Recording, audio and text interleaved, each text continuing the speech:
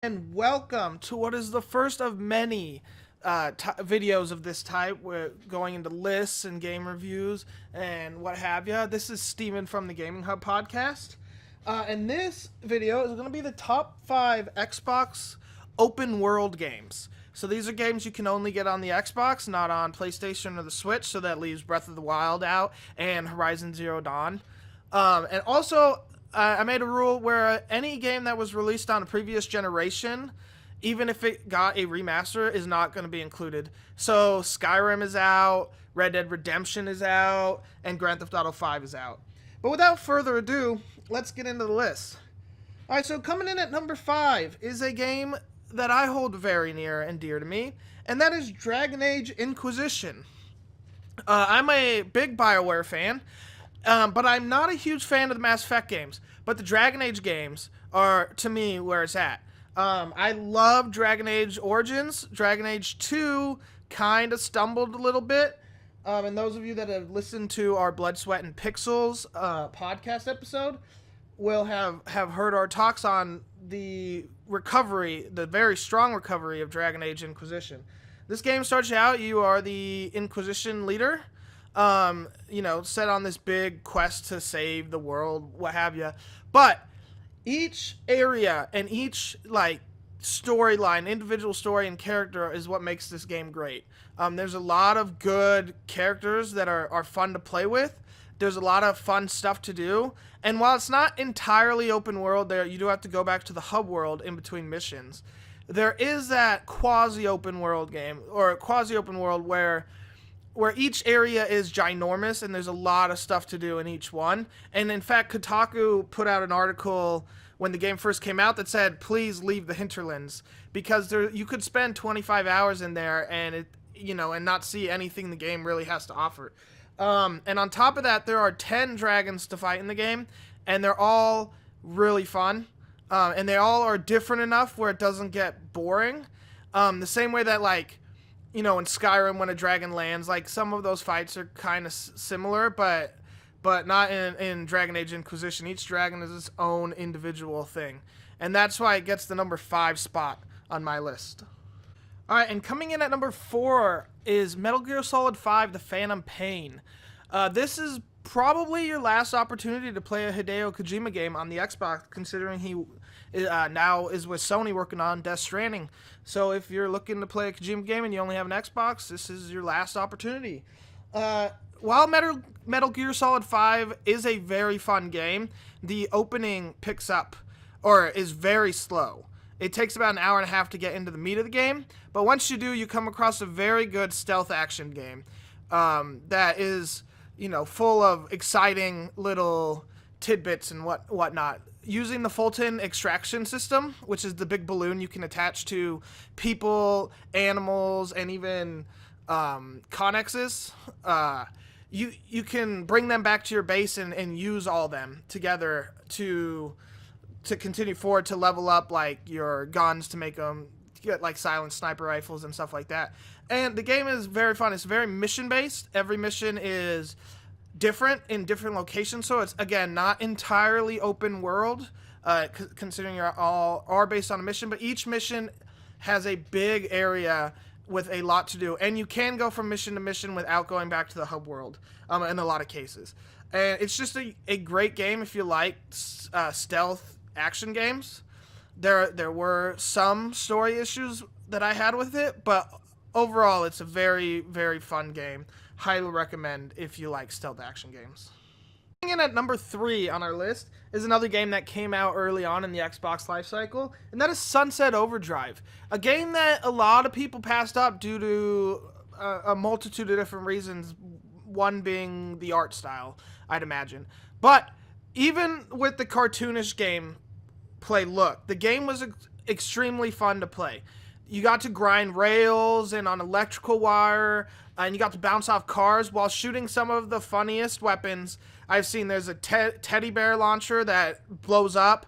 There was you're shooting the little discs, like the 8-track discs, or you're shooting this freeze gun or a shotgun, or like a blunderbuss that shoots explosives. All the guns were pretty funny. to play. And there were different enemies. You had, on top of the zombies, you had humans and you had robots as well. And there were tons of pop culture references in there. And some people don't like that, but Deadpool is successful for a reason, and there's a lot of similar jokes to it. So if you pass the game up due to the art style, I would recommend maybe giving it another go. It was on Games with Gold not that long ago. Hopefully you guys gave it a download, even if you haven't started playing it. But it's not super expensive. Definitely go play it. It was a game that was underrated, and there's a reason Insomniac ended up switching over to Sony to make what should be a really fun game in Spider-Man. And so if you're like me, who's played Sunset Overdrive, you're a little disappointed you didn't get a Sunset Overdrive 2 because of that. So hopefully we get that Sunset Overdrive 2, but until then, go play the first one because it's still really fun. And at number 2 on our list is Fallout 4. And while Fallout did go away from the RPG elements that made Fallout 3 and Fallout New Vegas as fun as they were, trying to hit the mass appeal, Fallout 4 still manages to succeed in creating a fun game in an area that is fun to explore. Boston is a great area.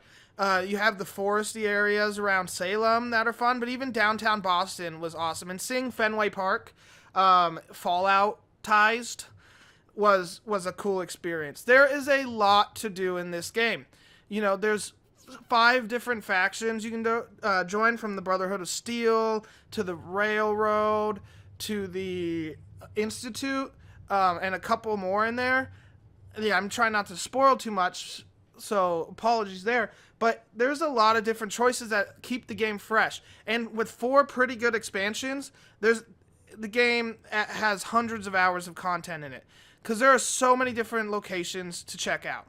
There are different enemies, different weapons. There's a crafting system that is more in-depth than previous, including a settlement management gameplay type that, while I was not a huge fan, there are people that have put hours and hours and hours into it, building their own settlements and trying to hit that perfect 100% happiness rating for that achievement/trophy. But other than that, this game allows you to use power armor almost more than any of the previous Fallout games. And with that comes enemies that are more difficult sooner. I don't remember coming across the Deathclaw in Fallout 3 throughout my entire playthrough, and you come across one within the first 5 hours of Fallout 4. Other than that, the perk system is pretty good. It's, it kind of goes away from the RPG system of Fallout 3, but it's still fun, and it gives you options. And with the addition of mods on the Xbox One, there's a lot of stuff you can add to keep the game fresh and continue playing even this far after release. Coming in at number 1 on our list is a game that should surprise nobody, and that is The Witcher 3. What is the quintessential open world game? There is so much to do, from Velen to Novigrad to Skellige, the 3 big areas of the game. Every area is filled with countless interesting objects to check out. There are no fetch quests in this game. Every quest that is given to you has some interesting point of gameplay or storyline or whatever to do. There's nothing that is just go fetch 5 potatoes here. The gameplay is fresh. The story is fresh. The story does nuance better than most games and a lot of movies, for that matter.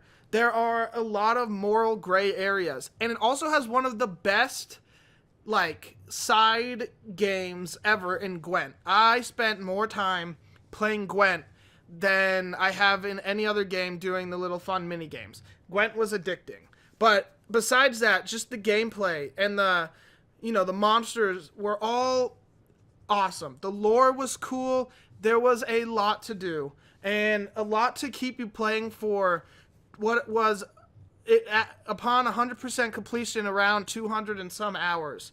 So if you have not had a chance to play The Witcher 3 and both its expansions, I highly recommend doing so. It's just a full, complete game that will keep you busy for a long, long time. my top 5 open world games on the Xbox One. Let me know in the comments if there's any games you think I missed or you disagree with the order I put them in, what have you. And let me know where you think Red Dead Redemption 2 will fall on this list. I imagine it's going to come up at number 2. If I make a new version of this in a few months. I don't think it will beat The Witcher 3 out, but you never know. Stranger things have happened, and I'm super excited to see what that game has, what they've learned from the first game. So let me know about that. If you liked the video, like, share, and subscribe. If you didn't like something about it, let me know in the comments. I'm always open to hearing feedback. Again, this is the first video like this I've ever done, so I appreciate your patience here if there were some minor, things you want to see fixed going forward. But if you want to see more or stuff like this, or if you have any suggestions, let me know. Definitely let me know. I am open to doing anything like this. We're trying to get more videos out. We want more quality, high quality videos, and it's going to take time to build that quality, but we're working for you guys. You're the community, and you guys are the reason we do this. So let us know what you think in the comments, and have a wonderful day.